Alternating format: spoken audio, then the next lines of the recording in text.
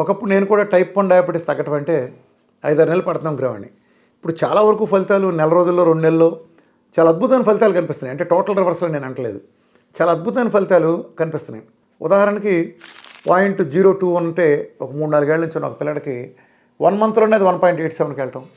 అలానే ఒక అతను 20 ఏళ్ల నుంచి ఇన్సులిన్ తీసుకునే ఒక 30 సంవత్సరాల అతనికి నేను ఇన్సులిన్ మోటార్ రోజు పెంటకప్పుల పారించి డైట్ పెట్టిస్తే అది 0.51 నుంచి 2.86 రావటం.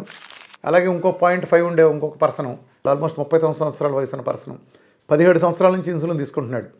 అవి పెంటకుప్పల పారేస్తే ఇన్సులిన్ని డైట్ చేస్తే 1 మంత్లో అతన్ని సిపెప్టైడ్ షుగర్ లెవెల్ అనుకునవటం కాకుండా సిపెప్టైడ్ 2.08కి వెళ్ళటం. మీరు పక్కన మీరు డిస్ప్లేలో కూడా చూడొచ్చు. అలా 1 మంత్ దగ్గర మిరకల్స్ హెచ్బిఎంసీలు 14 ఉండే 4కు రావటం, 5కు రావటం. అట్లానే GAD65 కొంతమంది చెప్తారు సిపెప్టైడ్లు కాదు, హెచ్బిఎంసీలు కాదు, GAD65 అని. GAD65లు 2000+ ఉండే 1.07కి వితిన్ 1 or 2 మంత్స్లో రావటం.